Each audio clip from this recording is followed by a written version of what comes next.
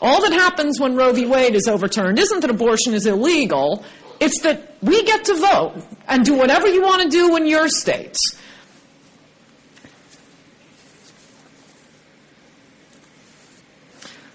So we did that. We got Reagan. We got Bush. We got some justices on the Supreme Court. Not our first choices, I might add. And Pennsylvania, the elected representatives of the people in Pennsylvania passed a law putting all sorts of restrictions on abortion. And it was appealed to the Supreme Court, and we finally thought, this is 1993, 20 years of waiting and working to overturn Roe v. Wade through proper constitutional process, and the Supreme Court upheld Roe. And for the first time ever, a few months later, the first abortion doctor was killed. That was months after Planned Parenthood v. Casey.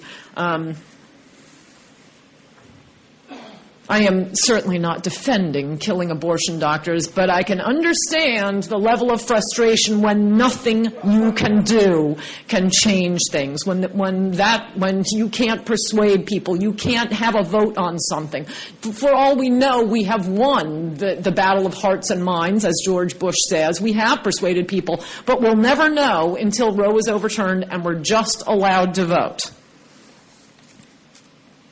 Most of the abortionists, over the next few years, 6 or 7 more abortionists were killed, most by shooting, or depending on your point of view, a procedure was performed on them with a rifle.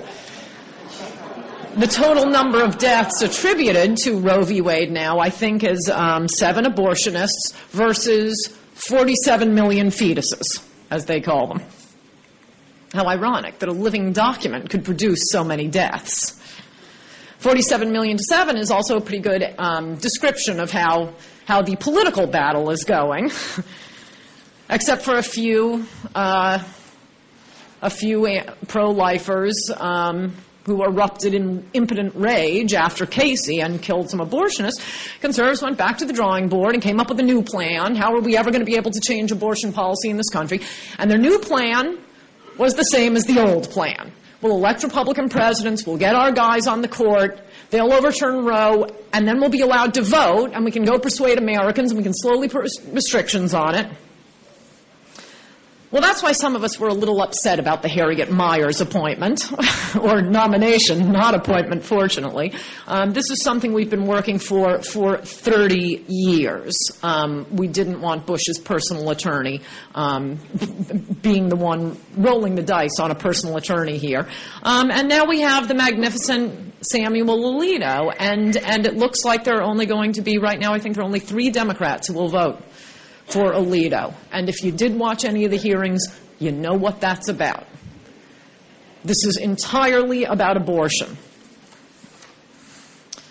Just a few years ago in Stenberg v. Carhart, the court expanded the apocryphal right to abortion to a right to partial birth abortion. Just stick a fork in a baby's head right before the baby is born.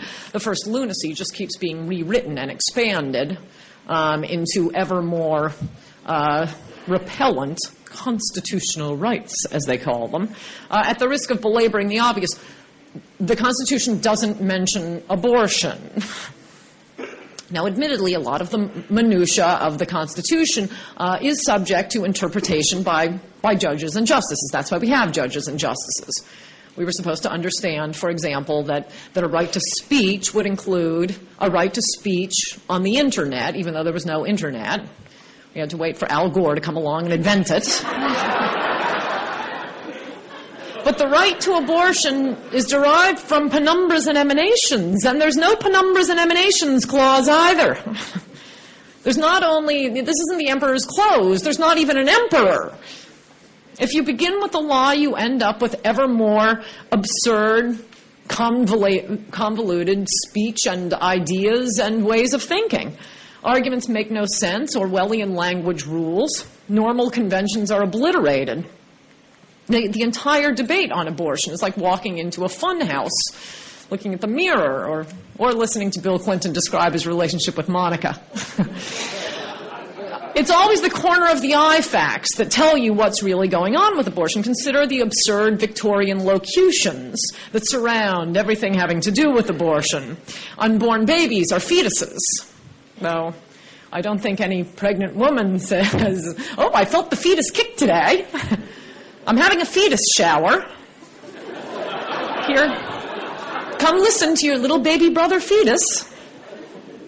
There is, incidentally, the one conservative blogger on the Huffington Post, a liberal post out of Hollywood, has, it's not really a column today, he has a series of abortion jokes. And I got to tell you, they're all totally unfunny jokes, but the one thing that's really funny about all of them is that they begin with things like, "So a fetus walks into a bar." I mean, it's just such an absurd word. It's an unborn baby. It's not as if, you wait a few months and it could be an elk. It's a spotted owl.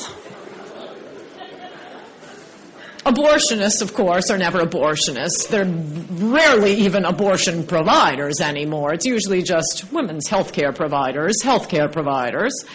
Abortion clinics, or abortion mills as we call them, are reproductive health clinics or women's clinics. Or as one woman who worked at an abortion mill told the New York Times, she didn't want it being called an abortion clinic. She said, that sounds so ugly. She proposed that it be called a place of healing and care. Not much healing for the fetus. Abortion itself is called anything except abortion. It's a procedure, reproductive health procedure, termination of a pregnancy, a choice. What other precious constitutional right has to be hidden like this? It would be as if gun rights supporters refused to use the word gun. No, we're going to call it Steve. I'm going to take my Steve out of the holster. The New York Times unrelentingly insists on calling partial birth abortion a late-term abortion procedure its opponents call partial birth abortion. What would supporters call it? The AP won't even use the word partial birth as its opponents call it. They put, the scare quotes around it. Nina Totenberg of Public Radio calls it so-called partial birth abortion. Oddly, none of them ever propose an alternative formulation. If it were just accuracy they wanted, they would describe it as pulling most of a living baby, feet first, out of the womb, through the birth canal, except the head, puncturing the head, and sucking the brains out before delivering the rest of the baby. No. Partial birth abortion is the euphemism. Needless to say, if the media won't call abortion abortion, they will never show pictures of the constitutional right being exercised. No, that's left to us pro-lifers, and then everyone yells at us. What other constitutional right is hidden like this? How about having the places where this constitutional right is celebrated adorned with some of the heroes to abortion? How about the Teddy Kennedy Abortion Clinic? The Chuck Schumer Abortion Mill. This is a constitutional right even its proponents don't want to be associated with.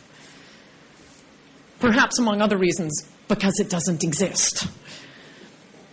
This is why what Bush does in the war on terrorism could pale compared to what he does in replacing justices on the Supreme Court. We've been waiting 3 decades just to have the opportunity to vote on abortion. Like I say, not to win, just to vote.